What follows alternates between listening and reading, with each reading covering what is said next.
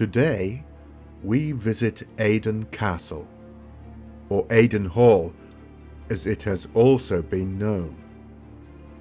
This magnificent 13th century English manor house sits in a naturally defensive position near Corbridge in the county of Northumberland, and has quite a history.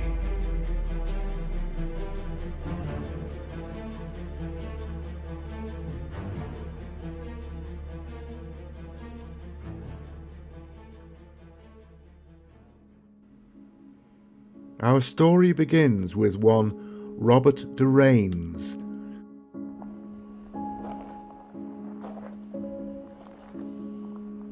De Rains was a wealthy merchant from the county of Suffolk in the south of England. Upon his father's death in 1295, he inherited land way up in the north of England and decided to try his chances of building a life up there. Thus, the grand manor house to be known as Aydon Hall was built.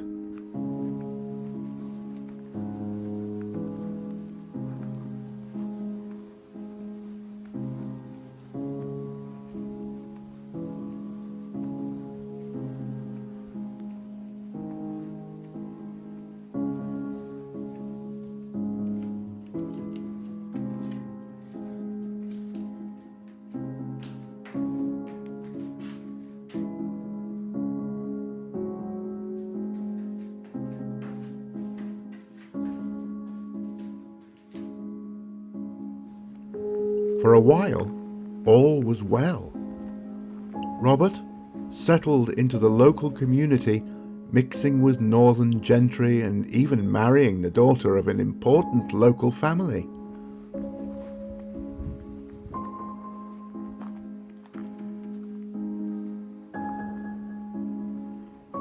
He must have sensed the impending unrest, though, as, sensibly, he applied for a crenellation license in 1305, giving him permission to fortify his home against potential attack.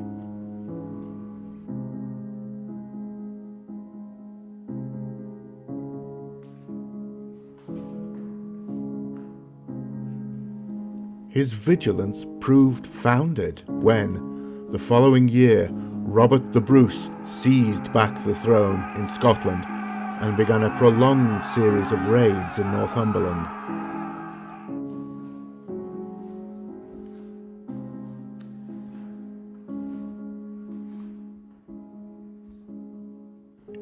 Aydon Castle was attacked twice in 1311 and 1312, and eventually seized in de Rains' absence by the Scots in 1315.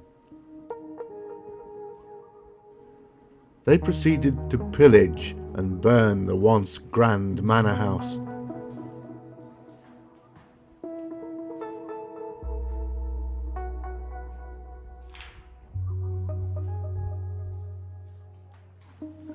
By the time of his death in 1324, Robert de Rains' lands and properties in the north were worthless.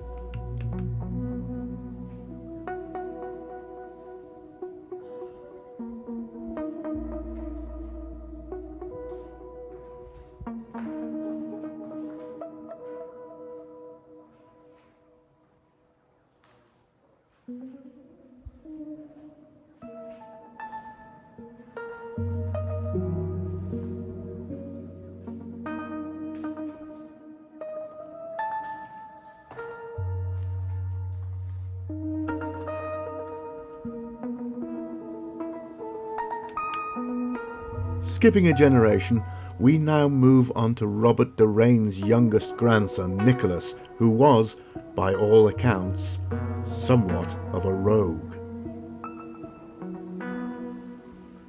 Nicholas did not gain full ownership of Aydon Castle until 1376. Why, you may well ask. Unfortunately, as well as being repeatedly in debt and disorder, in 1363 he was convicted as an accessory to the murder of one John Coupland, an important royal official, and spent several years in prison.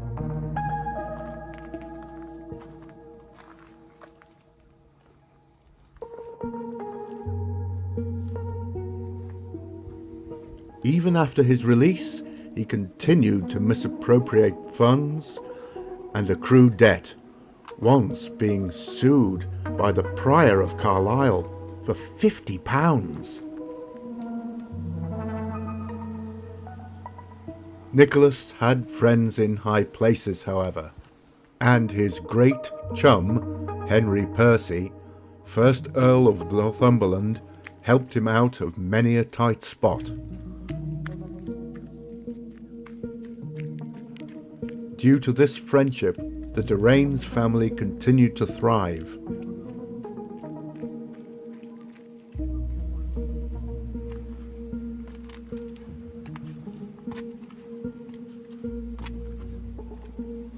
Unfortunately, the same cannot be said for Aydon Castle, as it was leased out to tenants, and by 1450 it was known as a ruinous castle.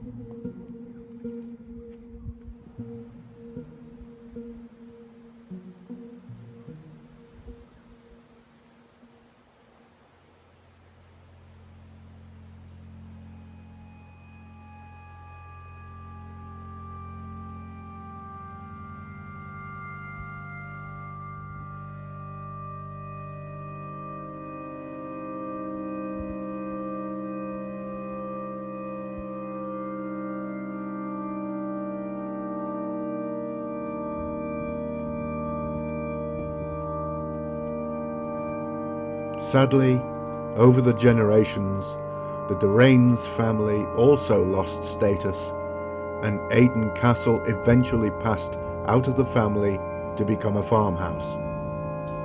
It was occupied as such until 1966.